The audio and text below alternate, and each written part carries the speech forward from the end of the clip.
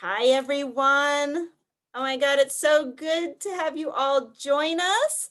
We are resuming our teen science cafes.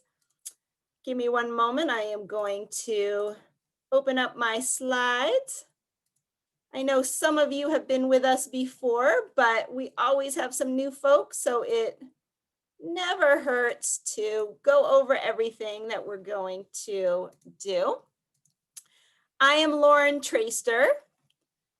I am the 4-H Teen and Leadership Program Coordinator here at UVM Extension in Vermont, because I know some of you are not from Vermont.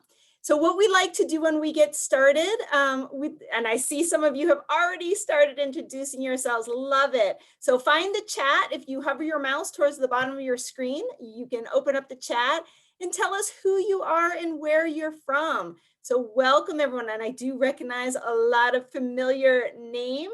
So I'm so glad that you all came back. I hope everyone had a really good holiday break and are off to a good start in 2021.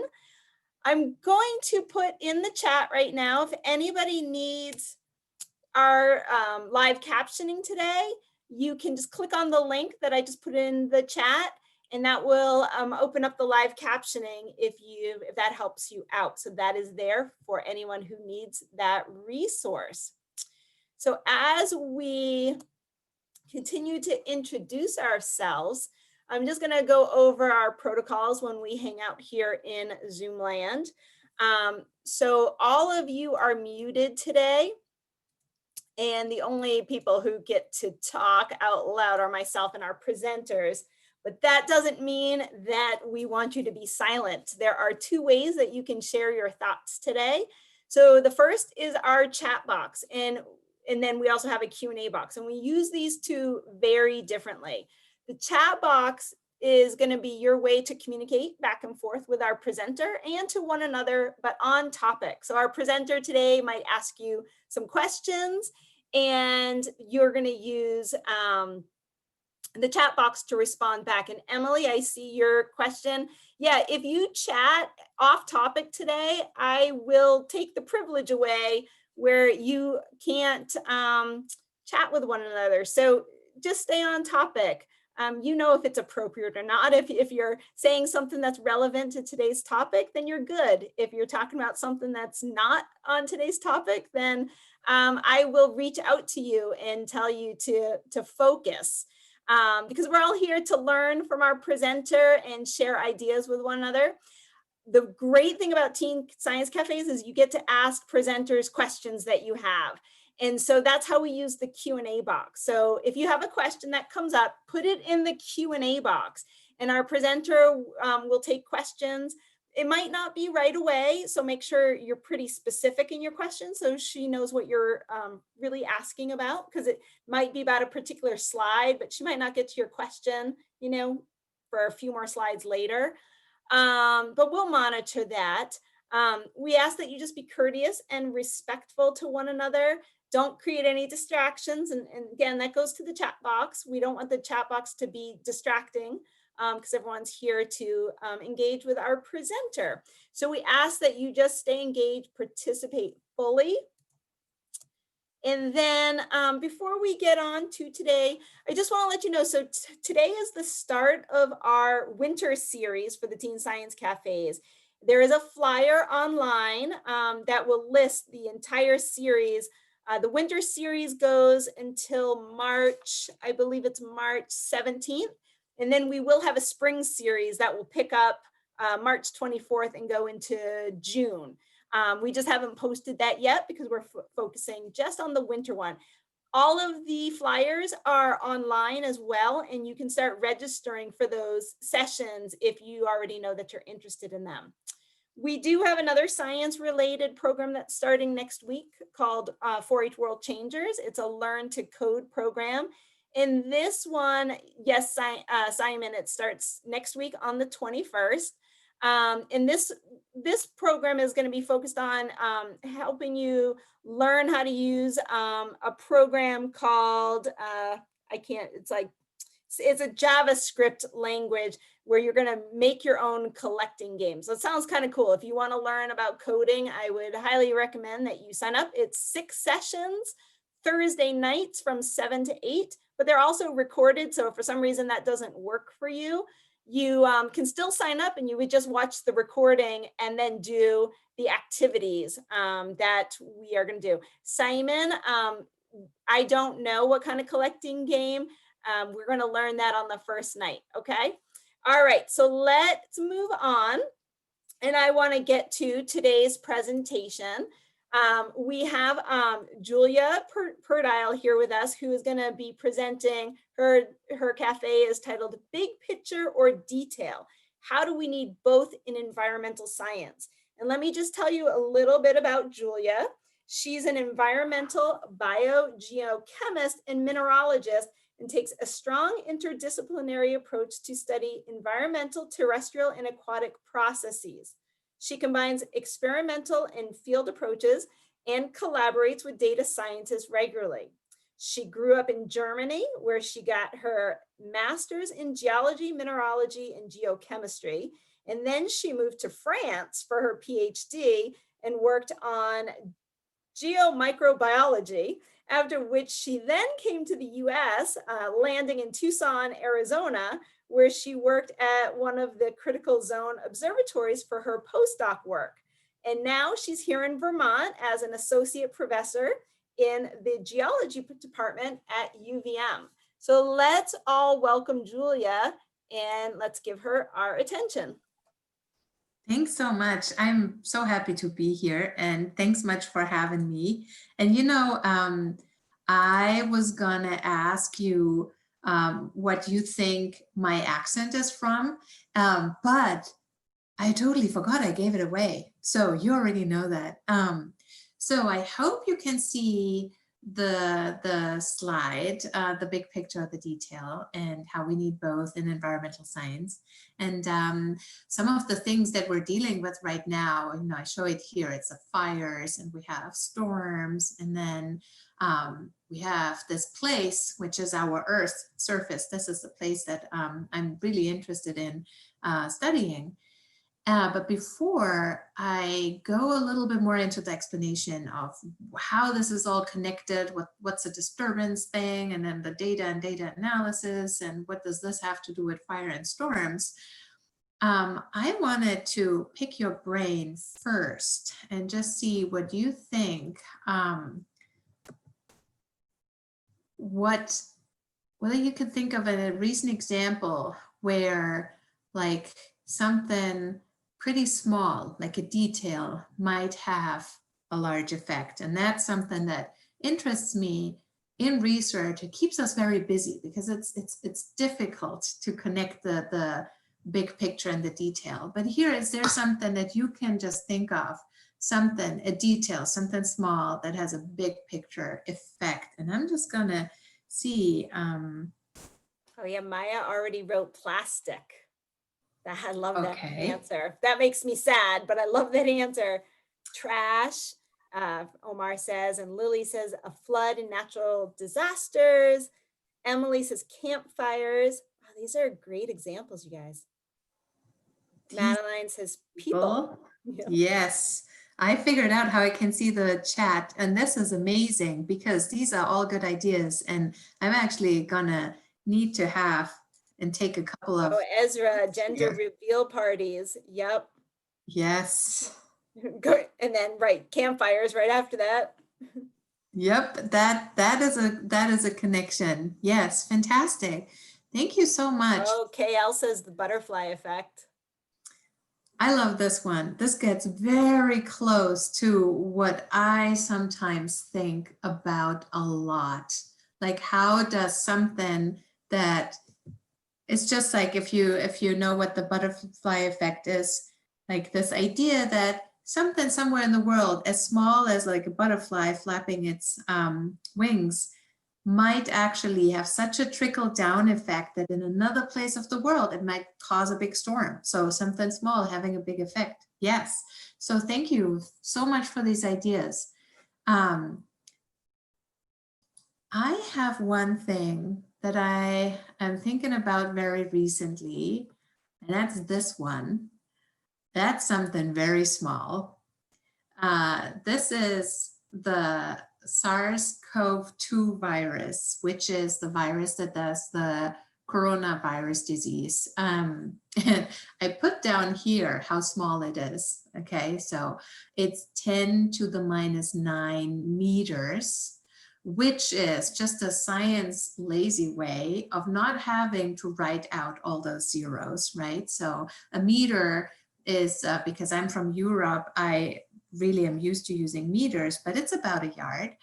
And if you just chop this down and you have this as small as 0.0000, and then we have just move it 9 times, then we come to the diameter of that virus. So this is tiny,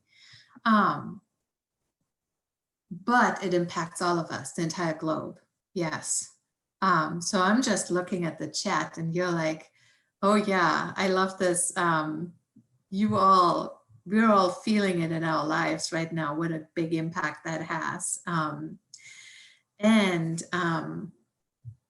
This is compared to the world, the Earth diameter, right? We have a huge difference in scale.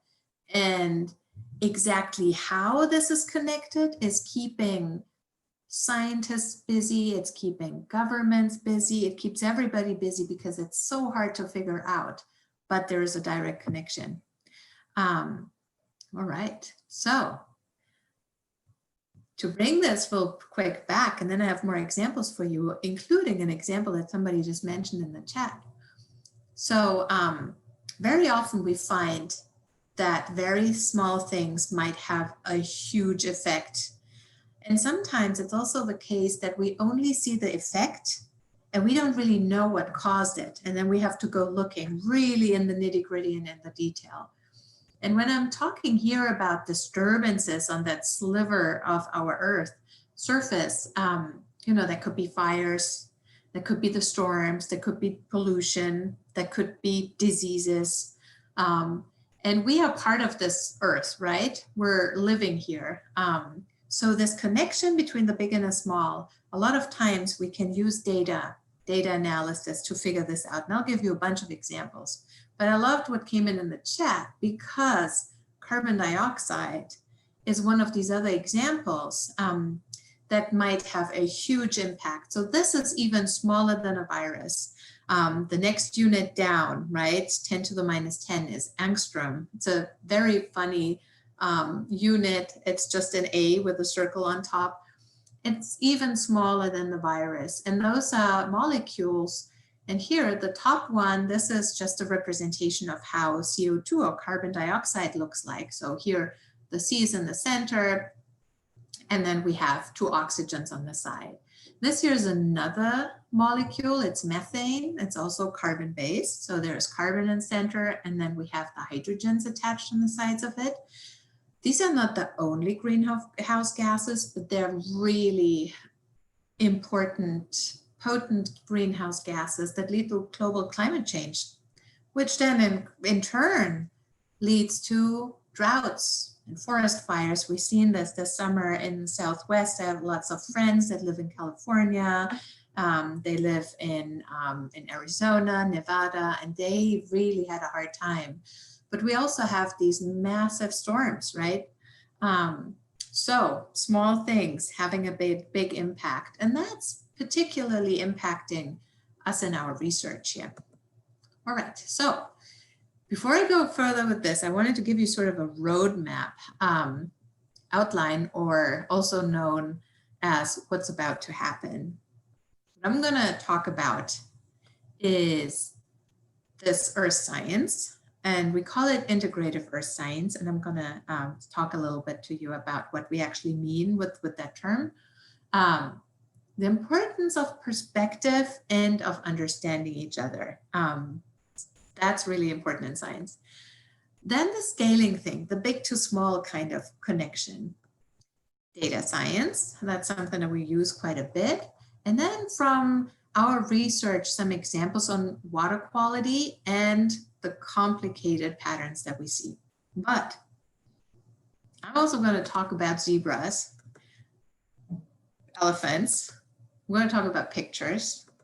I'm going to talk about the Jon Snow, but not that one. And I'm going to talk about coffee making. And I hope this will all make sense. All right. So in order to explain you also why I talk about zebras and pictures and all of this, it might be helpful to learn a little bit where I'm coming from, because my trajectory actually has a lot to do with how this presentation is going and what kind of analogies I'm using. And I don't know how many of you already know what's going to happen next, if you have a very clear idea, or if you're kind of thinking about, well, I might try a lot of things out, or I directly know what I want to do next. In my family, I'm the one, like a lot of my sisters, I have a lot of sisters, they have very straightforward trajectories. Then, I would say high school maybe, to them now is like a straight path. However, that is me, okay? That's my path from me then, maybe in high school, middle school, to me now. Squiggly lines, lots of squiggly lines, okay? So let me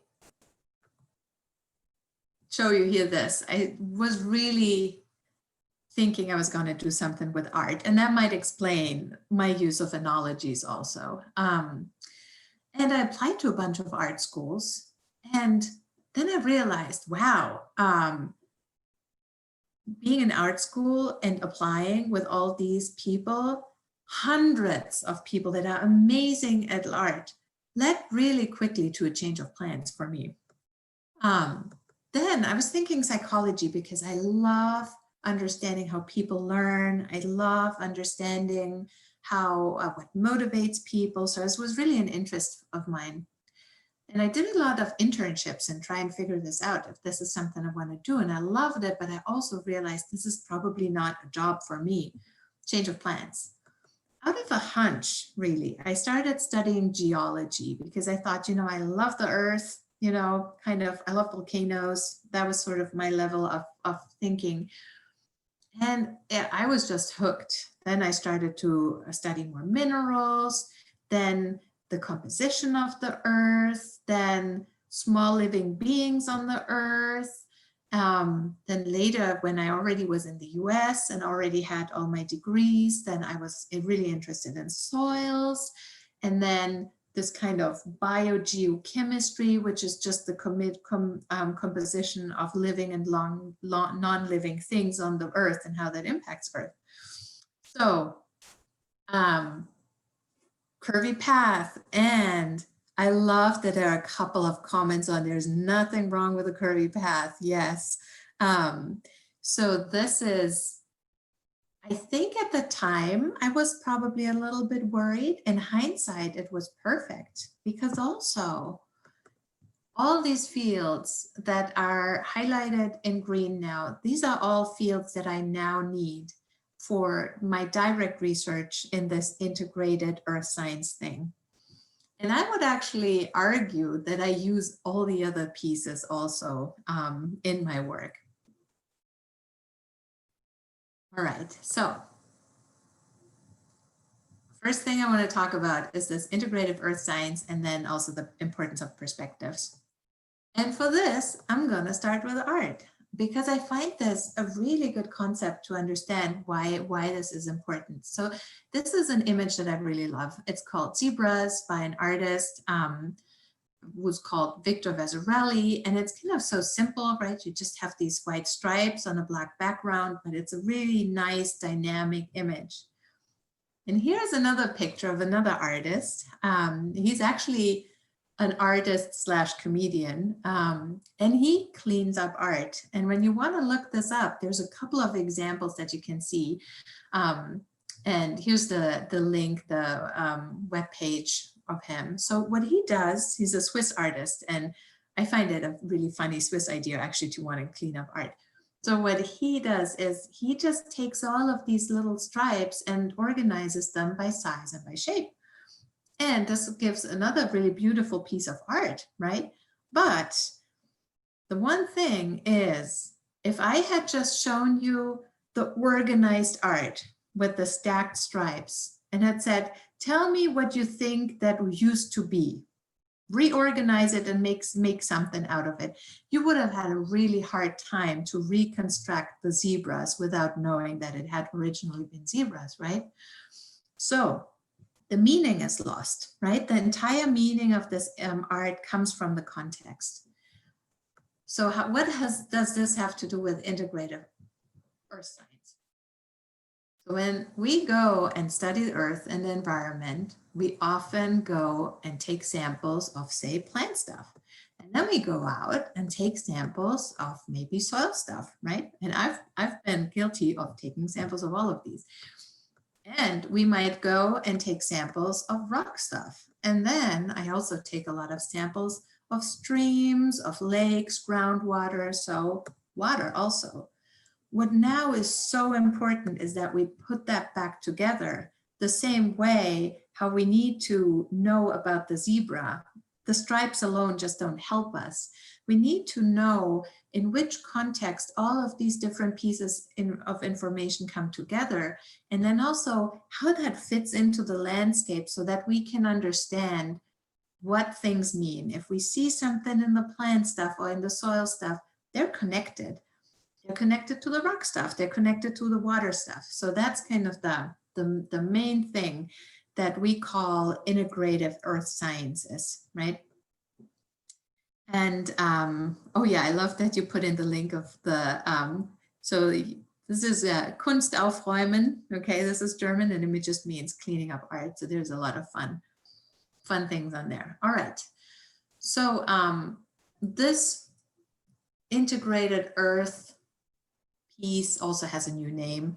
It's not that new, it's like 20 years old, but a bunch of people sat together and said, this is the system, you know, the earth system where all these pieces fit together. This seems to be so critical that we should call it something. Let's call it the critical zone, which is great, but it's also, I don't know, when you never heard this before, you might also think there might be an apt description of your room, or maybe something in astronomy, you know, critical zone is kind of non-intuitive, but we use it now. So that's why I wanted to introduce you to that term. And that's the official definition. But what is really important is that that's where we live, right? That's the natural habitat. And that's where we get our life-sustaining resources from: water, food, air.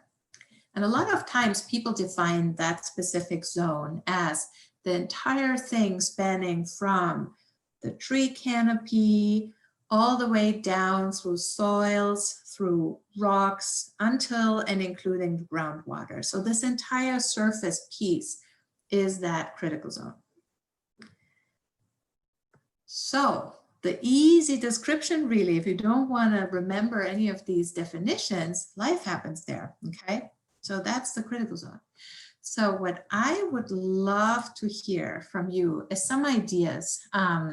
When you want to study this integrated earth system, from the top of the tree canopy, including the air around it, all the way to the groundwater, what kind of fields of study come to your mind that you think would be important to have them in there? So I'm just gonna see, yes, so meteorology for sure, environmental science, yes. There's ocean and marine, yes, we need water, right? Ecology for sure, biology, these are amazing suggestions. Physics, yes. Geology, yes. Archaeology, yeah, people are part of this. Environmental, yes. Chemistry, I love what's coming in, okay. Botany, yes, because we just need to know what kind of people, what kind of animals are also there, part of this, yes.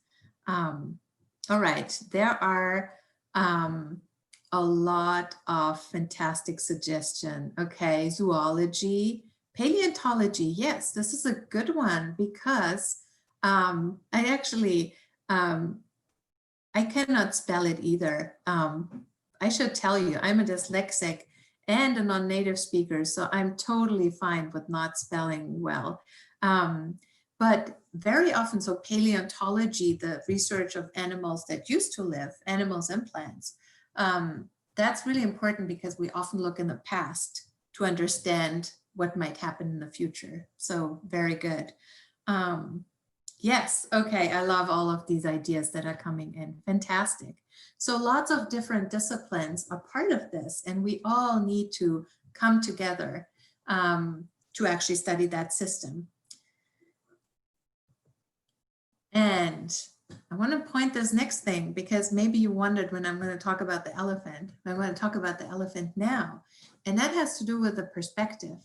And so the fable actually around this comes from Asia originally, and it was retold as The Blind Man and the Elephant from actually a Vermonter. And I love this kind of idea, because imagine we're all these different disciplines now. We have a paleontologist, a zoologist, a botanist, a meteorologist, a geologist, and all these different people in a room. If we just look in our own perspective, it would happen what happens there with this poor elephant, okay? So those people, they're thinking what they see is all that needs to be seen, or actually they're not seeing it, but they think what they're touching and thinking they understand that that's all that's necessary to get the full picture. So for one, the elephant is a spear. For another one, the elephant is a rope. But for none of these people, the elephant is actually an elephant. They would only be able to figure this out if they would talk to each other and say, like, look, what I am sensing here has nothing to do with what you're sensing. And instead of saying, you must be wrong, they could be saying, please tell me more. We need to figure this out. So what is also very interesting is that this picture originally, I got this from the Journal for Thoracic Disease, and I'm actually not at all studying diseases, even though I'm going to talk a little bit about it. But for understanding a body, like doctors have to do, they also have to talk to other doctors. So it's the same thing. We try to understand the earth systems, doctors try to understand the body systems. Lots of different disciplines have to come together and talk to each other. All right, so we need to be aware that we might just see one piece of the puzzle. Okay, so here's another piece that I want to show you. And that has to do with the fact that we need to be able to talk to each other and to understand each other. And that is not easy, because sometimes we don't even know that we don't understand. Okay, so I want to show you this with this tiny little video clip. And it is about the movie of The March of the Penguins, and maybe you've seen it. And this clip that I'm showing you is actually an advertisement that kind of has a slogan, some movies you just simply have to see, right? It's not enough that somebody tells you about it, you just have to see it. And I'm not having the sound because it's a French clip, but what happens is that somebody tells somebody else about this clip. And in French, you need to know that the word for that specific penguin and emperor is the same word. Okay, so here what happens in the mind and in the imagination of this person that is learning. And he says, hey, I've seen this amazing movie. And she said, oh, tell me about it. And he says, okay, it's The March of the Emperor. And he's in Antarctica. There's hundreds of them. And sometimes they slide down their bellies. And then sometimes they're being eaten by huge sea lions. It's dramatic. And then sometimes there's also good scenes because they share eggs and they pass their eggs to each other. Okay, so you can see that at some point she is just like, wait, this doesn't make sense at all.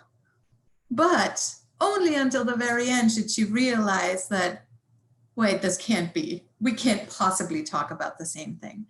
In science, this happens all the time, especially if you come from very different fields, all the fields that you mentioned. So one example that really happened in my group was that we talked about precipitation. And the chemist had this perspective and thought precipitation is something that comes out of a solution, right? Like a little solids that are forming because chemical conditions change, a chemical reaction happen, and then you have a precipitate. The hydrologist, that's somebody who studies the movement of water, thought about rain. And it took the longest time until we realized we're talking not about the same thing, okay? So those are a couple of things that I find really funny and interesting when working in this integrative science field. All right, so another piece that's really important in our research is the issue of scale and the data science. So we talked a little bit about scale already. But the data science piece, I'm gonna show this to you. And for showing you a little bit about the scaling, I'm gonna obviously take another piece of art, this time not cleaned up though. So this is a piece of art that I like. It's by Harold Newton. It shows a beach in Florida, kind of getting a little stormy. And might I point out that Harold Newton already knew, unknowingly maybe, painted the critical zone. And that is quite literally a big picture. So now, if I wanted to understand a little bit more how specifically he manages to achieve a certain effect in that piece of art, maybe that area that's a little bit darker over there, I may just go a little bit closer and look at something very specific, say the brush stroke, right? And that's more the detail. So from the detail, I might get a lot about the process. I could understand, you know, is it like squiggly lines? In which direction does it go? But in order to understand how this detail comes together to make something bigger, I would have to go back to the bigger picture to see the pattern, right? So now in science, what we often face is maybe we see a very blurry big picture. Maybe we see something, maybe somewhere trees are slowly dying. We don't understand what's happening. So that's why I blurred that picture. If we wanted to understand why that happens, and we would take that picture and we would just say, zoom into one specific area, and it's called downscaling. We might just see that, and it wouldn't help us, right? We would just look more specifically, but we didn't get any more information. The other idea is, say we figure something very specific out, and we want to see what effect does this may have. And we just upscale it and just kind of might end up with something like this. And again, we haven't learned anything else. You know, we haven't gotten to what we really need. So what we propose in our research is that we actually move back and forth like you would in a museum. You're like, I think that like brush stroke does this effect, but let me go back and test. And then I'm going back and forth, back and forth. That's kind of this idea, and we call it iteration. We're going back and forth so that hopefully we end up with a good picture. We start with the big view, we fill in some concepts, some ideas on the detail, and we iterate with this. All right, so let me just see. Is anything coming in? Okay. So I am gonna talk to you about data science because it's very, very related. And interestingly, it has something to do with a disease also. And maybe you've heard about this. This is an example of this going in different scales, big picture and the detail from the past. Of the 1854 cholera outbreak in London, in England. And cholera is a disease that is really dangerous if you don't treat it. And it's essentially a digestive disease. People get bad diarrhea and get really dehydrated, and it's very dangerous. Nowadays we have medications, but at that time people didn't. And so at that time, we didn't have a lot of, like, science was not that advanced. There was another thing that wasn't that advanced, which was sanitation and sewer systems and wastewater treatment, okay? So what people thought at that time, what caused this mysterious sickness, was that it's some sort of miasma, okay? Stuff in the air that would cause cholera. And if you had lived at that time in London, me too, I would probably have thought the same, because apparently it smelled horrible in entire London because of the missing sewer system and all of this, right? So they had a term for what they had to do with when people needed to use the restroom, but they didn't have really that type of sanitation systems, right? So they called it night soil, which is essentially anything that should actually end up in the toilet, but goes into a bucket and is thrown out of the window. So not a really, yeah, it was a pretty smelly situation. So people thought that this miasma was derived from decomposing material and traveled through air, maybe, organic material. However, there was this physician called John Snow, and that's why I'm saying it's not this John Snow, but the other John Snow. He had this idea that cholera was probably caused by germs, and he had this idea, I think it's spreading through water, and he was correct, but it was kind of like it was way out there for the time that he was thinking that. So what he did, he was looking for patterns. He used the map of London at that time, and he put little points wherever he realized there was a cholera outbreak. And then nowadays we can use really fancy software, like GIS software, right, that can put data on that real easier. So in that example, the redder or yellower the color, the more intense the outbreak. So you would go right there and say, wow, we need to figure out what's happened at that bright yellow spot. He managed to do this with his map already. And he said, I think it's that pump, the water pump that everybody uses their water from.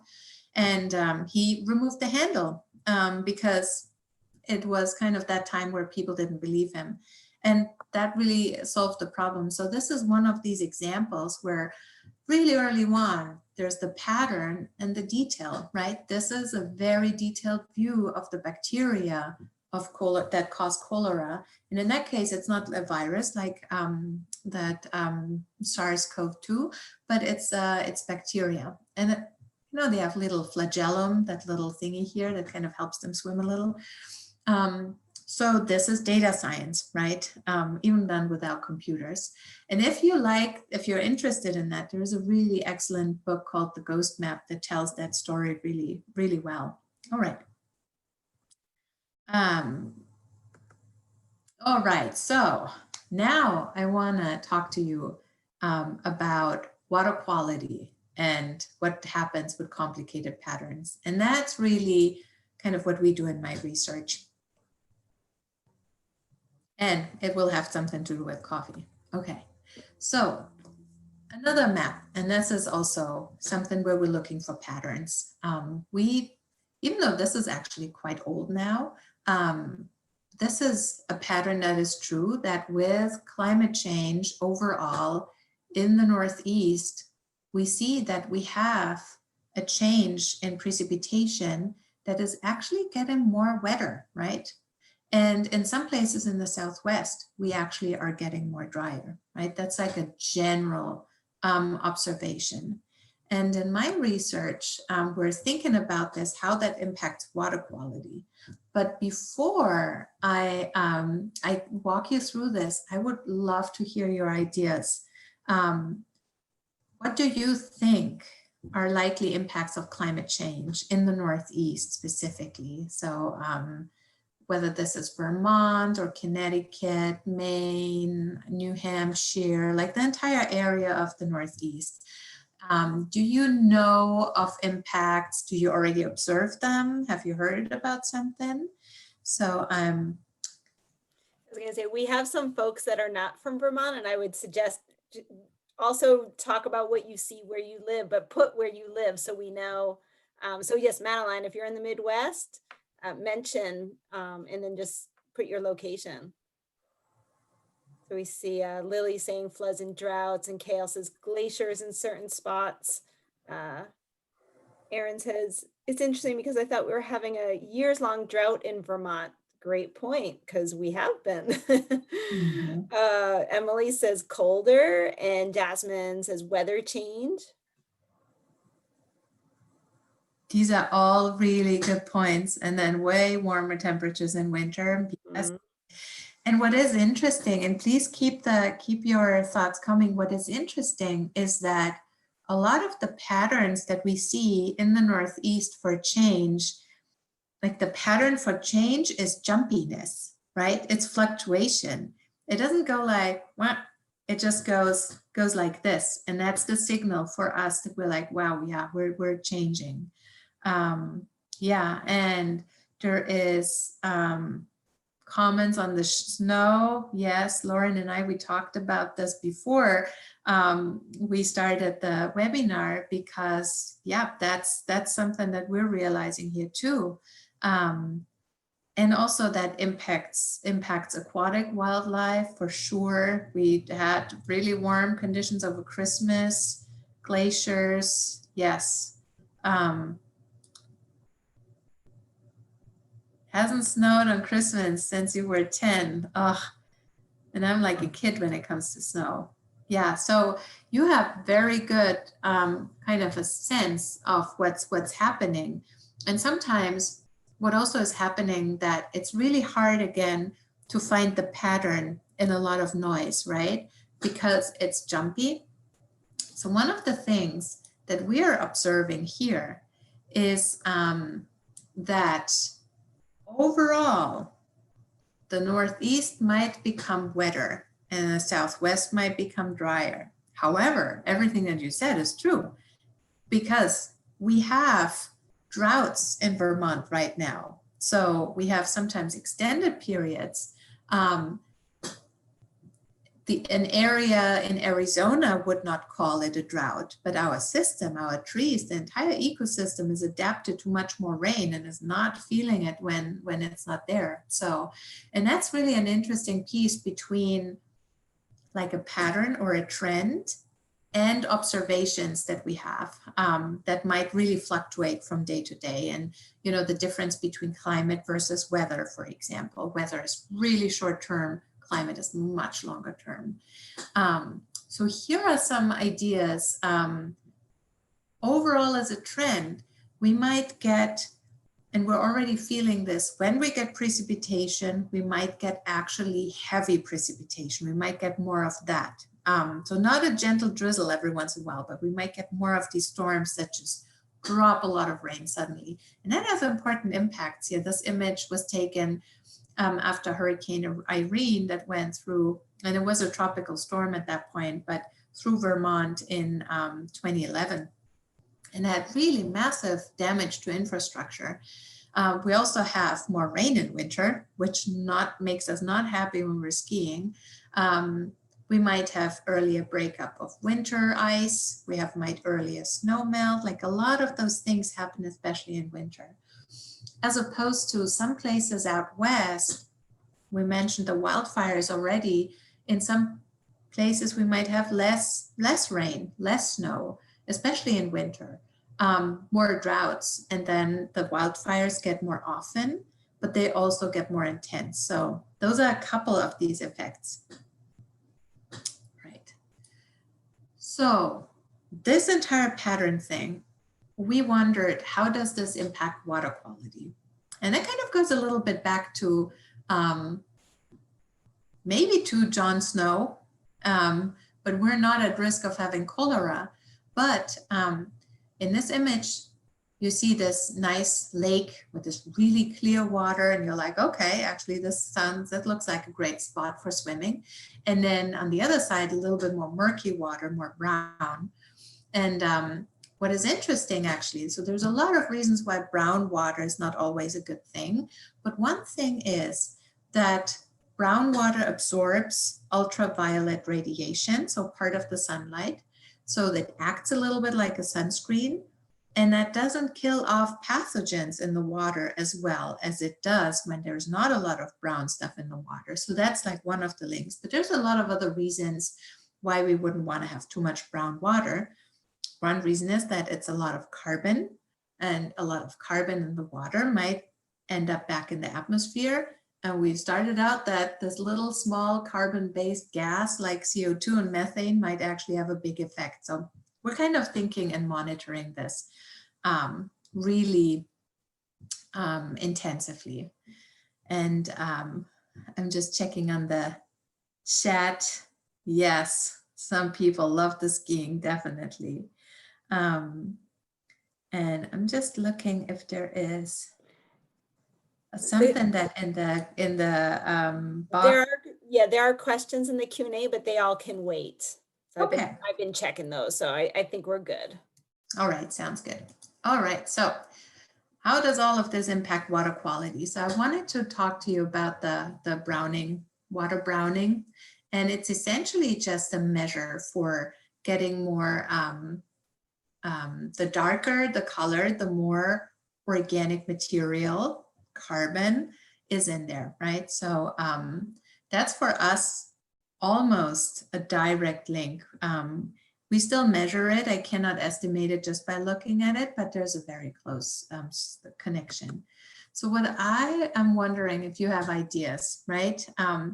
When I talked about the night soil and everything that's supposedly ending up in the toilet, or when we're looking at soils, or when we're looking at these brown rivers that have a lot of organics in them, why is that stuff brown and not pink, blue, or green? Like, do you have any idea what is behind that? Why are our forests, floors brown and not any other color? So it doesn't get much light. It definitely has something to do with light. It's probably already dead. True. Yes. Algae can make for really nice colors. So you can actually have green water. Yeah. With composting. Fantastic. Pigment, decay, and sun damage. You are onto something. These are really good ideas. Trash, yes, you're onto something, and I can tell you it has something to do with the light. So I'm going to show you this here. This is one of these images that I really like, and I don't know if you knew, but sunlight, the light that we're seeing, is actually a mixture of all colors, and that makes white light. So as counterintuitive as that sounds, and sometimes you can pick up on it when you see a rainbow, then you see the true nature of light, right? You kind of see it split in the different parts and the different wavelengths. So what we're seeing here is all these different colors that make up light, including the kind of ultraviolet, the one that would actually kill off pathogens. So what organic matter does, it takes out all of the violets, the blues, and a lot of the greens, and what's left over is a mix of kind of like the reds and the yellows. And so that gives partially that yellowish, plus a lot of more mixture that it gets darker brown. And you're right, you need a lot of actually light to make it lighter. So it is darker, but that's the reason.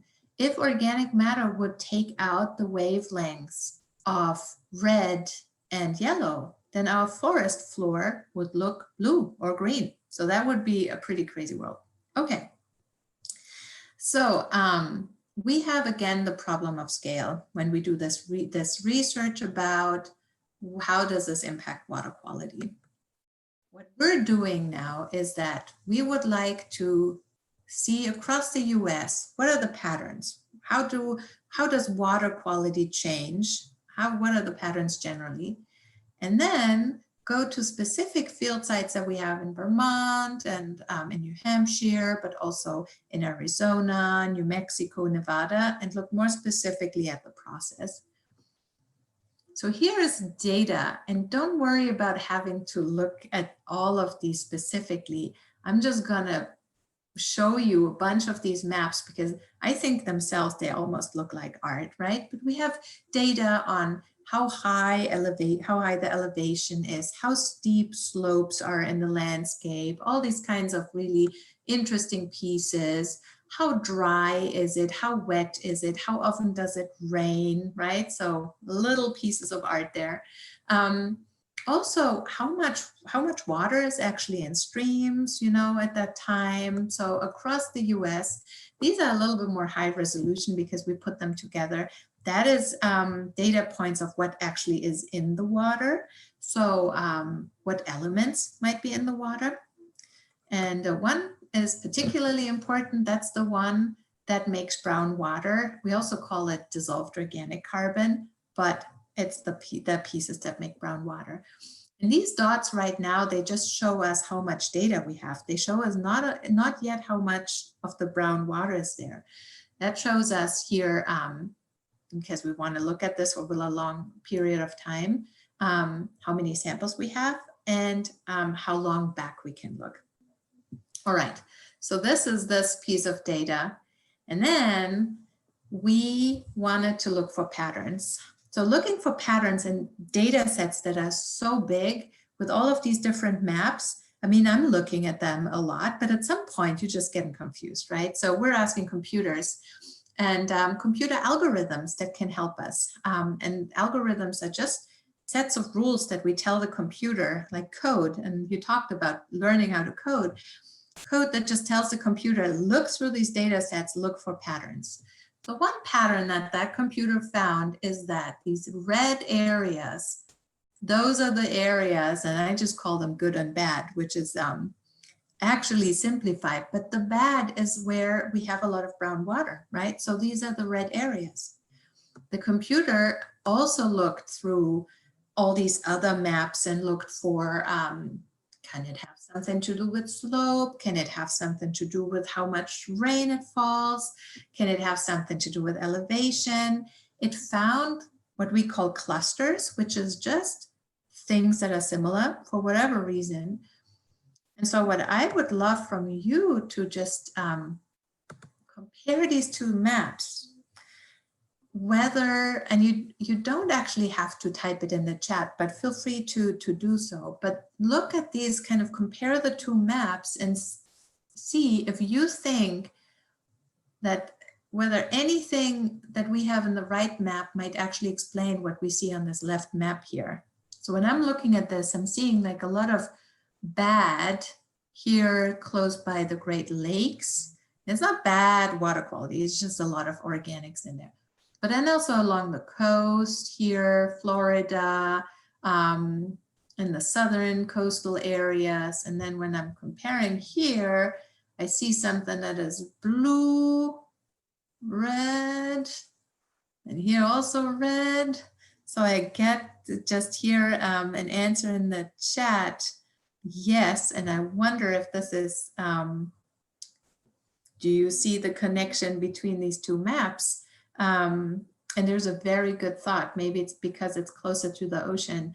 And I think you are onto something. I think those coastal areas, even coastal to the Great Lakes, has something to do with that. Yes. All right. So the amazing scientists in the room, I might actually have to call on you at some point when we don't, you know, when we're looking at these maps and we don't get our answers together. All right.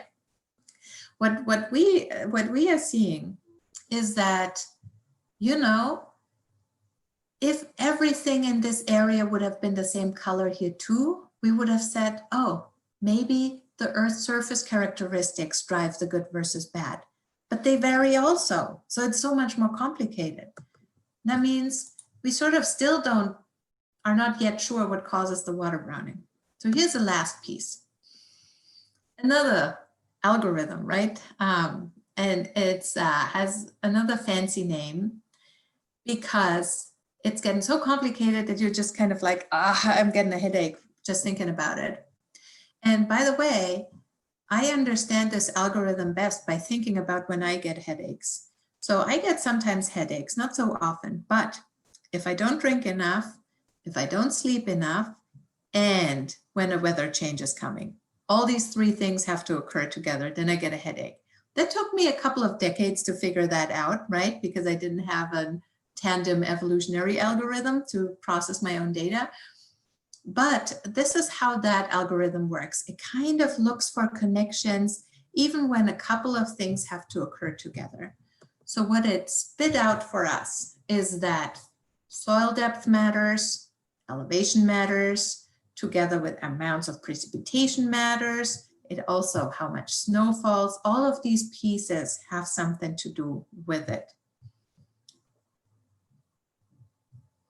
And I just got a note that I cut out. Lauren, can you hear me all right? I think that may have only been for Omar because I personally heard you just fine. Okay. Yeah, sorry, Omar. I hope that maybe the closed captioning will help. So this is again like getting data science help to make sense of really complicated combinations of patterns that otherwise would just kind of break our minds. So I would love to hear from you whether you have an idea. What that algorithm told us is that soil, steep slopes, and precipitation come together to make brown water in streams and rivers. Whether you have any idea, why those things? Why not anything else? Why this? Do you have any thought?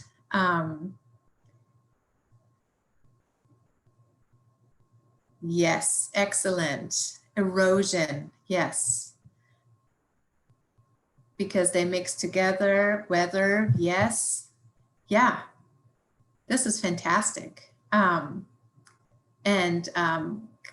Keep the ideas coming. I want to be mindful of our time. So I want to show you this. One of the most important pieces, flooding and erosion, perfect, yes. So one of the most important pieces that the computer told us, all of those matters, the most important though is soil. Here I'm showing you why this is.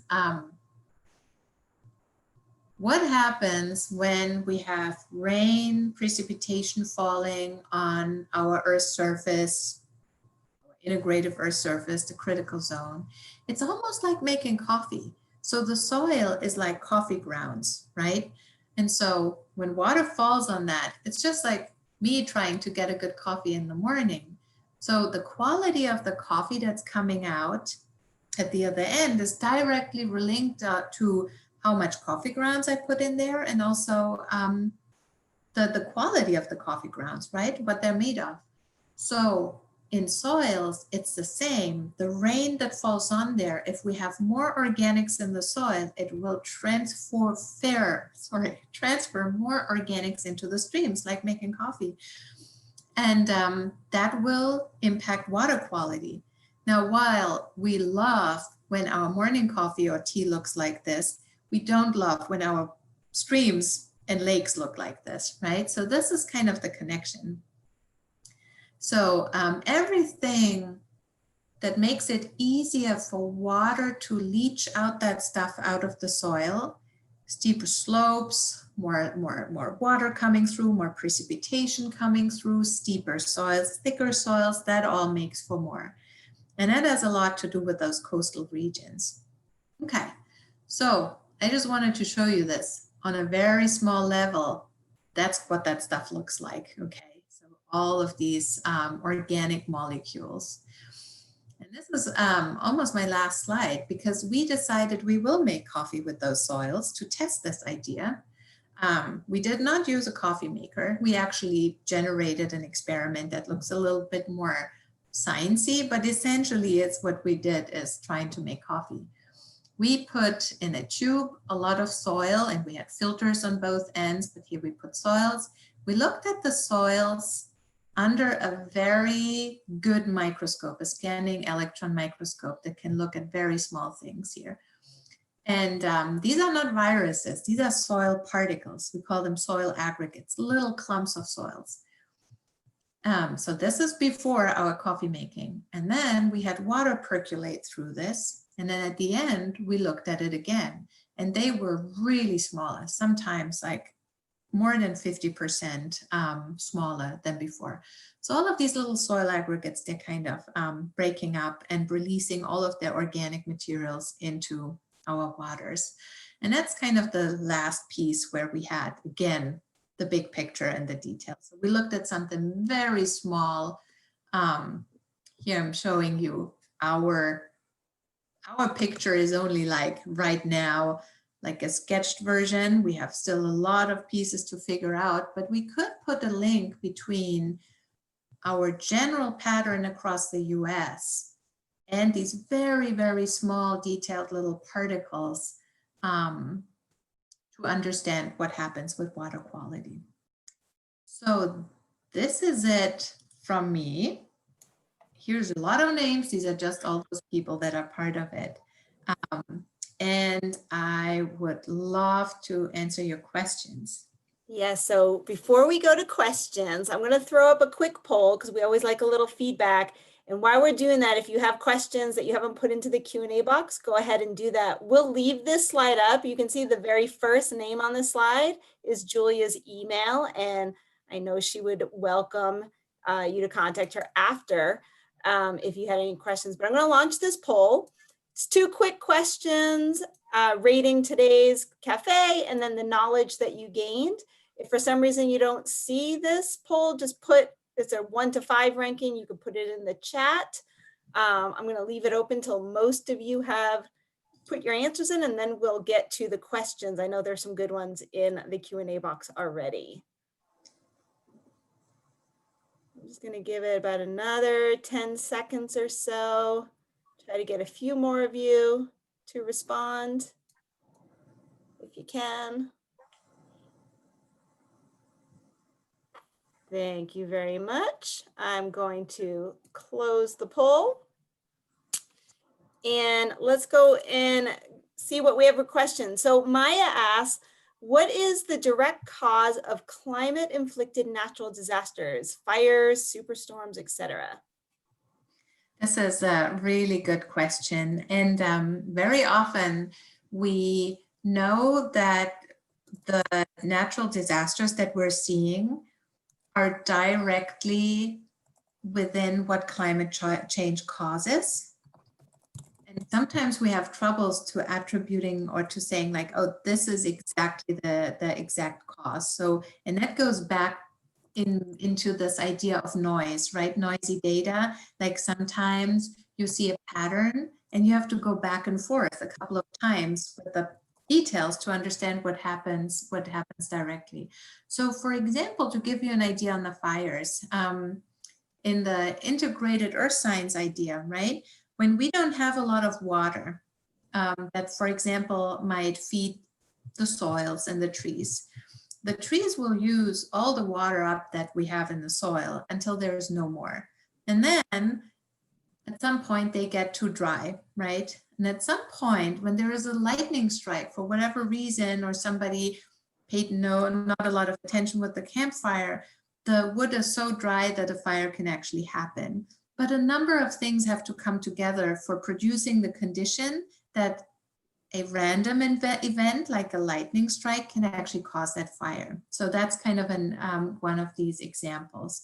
There is another with these superstorms, for example, when we have warmer conditions because of climate change, more water from the ocean evaporates, and that energy that we have in the atmosphere makes it so much more likely that you have storms. And so people cannot say, oh, I know next, next May or next June, we're going to have that storm that's going to hit then. But we know the likelihood is increasing, and that's what we're seeing. Yeah.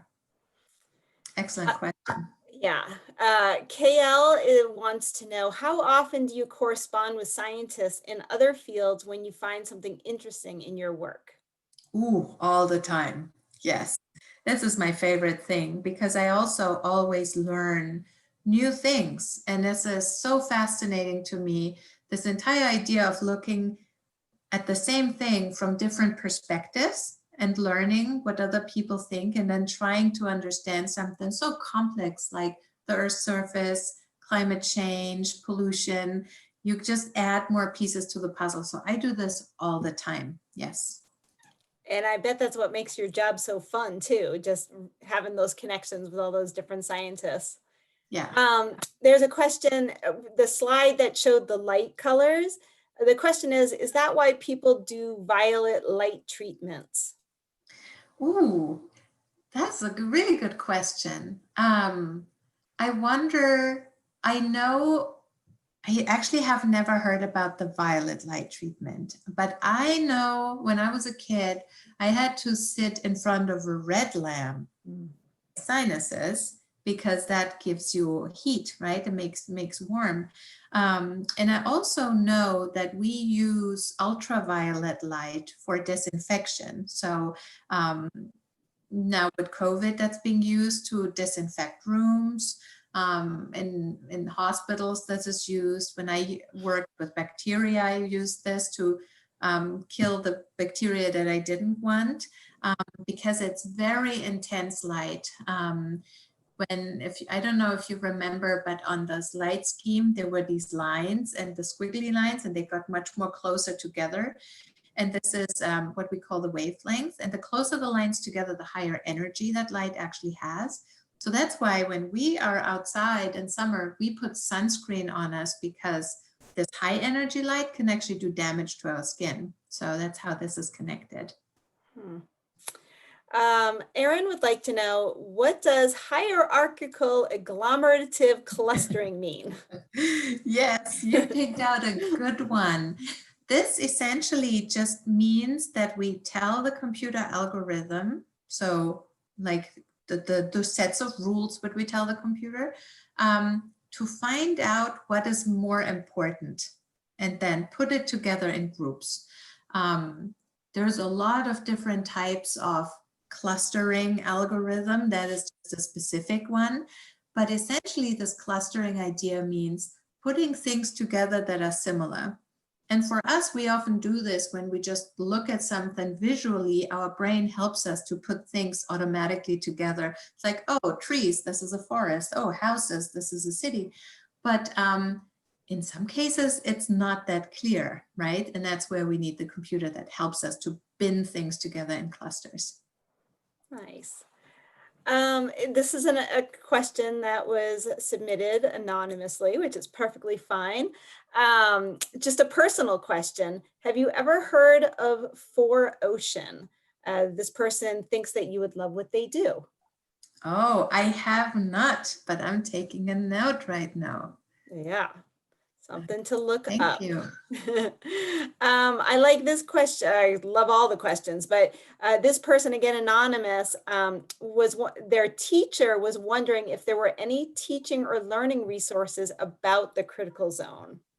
Yes, there is a lot out there. And I'd actually be happy to send a link. There is a webpage from the Critical Zone Observatories, or CZOs, and they have a specific webpage just for education and outreach materials. And also here at UVM, I'm working with a team that does teacher education.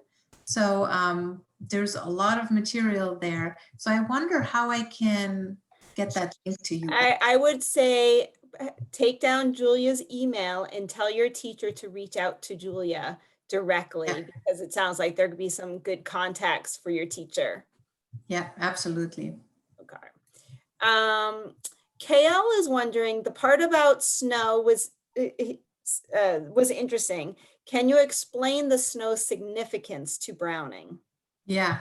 So snow, I love the question, because snow is so funny in the sense that it's this really nice stuff that we have in winter that we wish we have more.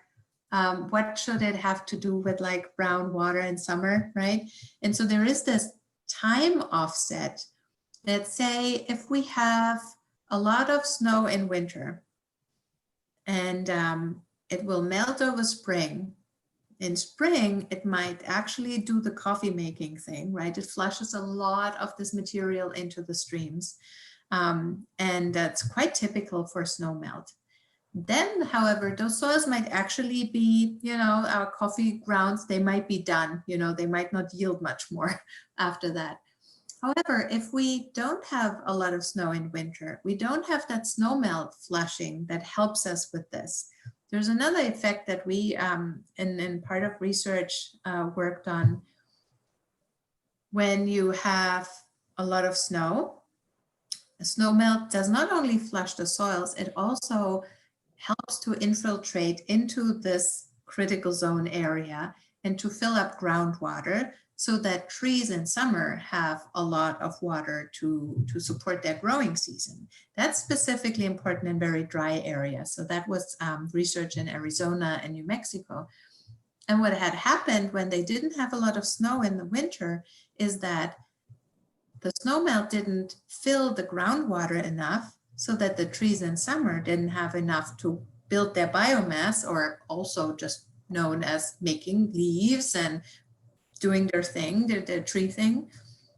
That then kind of was problematic, because when trees don't have enough water, they don't respire in enough CO2. That's what trees do, right? They take in the CO2 and they push out oxygen. That's a good thing. That's what we want.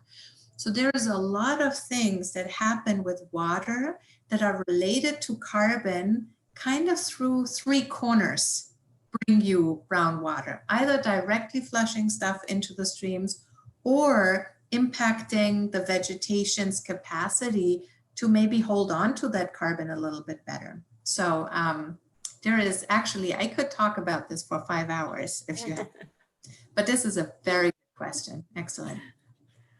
I am looking at the time and we have a few more questions. I'm going to combine two of the questions right now.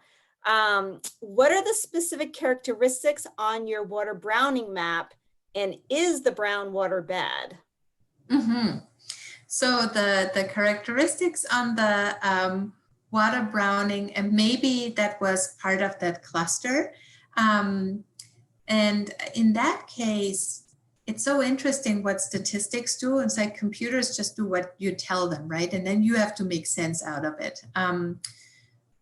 What we found out is that essentially the computer just tells us our Earth surface varies by region, right? So coastal regions have similar characteristics, mountain regions have similar characteristics. So we didn't find that all that helpful. We're like, well, we knew that, right? We just need to look out of the window.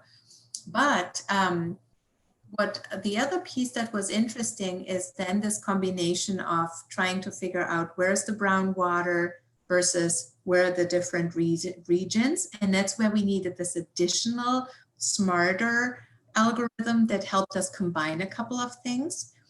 The brown water is not inherently bad. It depends on what you want to do with the water. So for example, when you have brown water and it needs to go into a water treatment facility, say we wanted to have this as drinking water, they used to use bleach to kill off pathogens again, right? Unwanted bacteria, for example.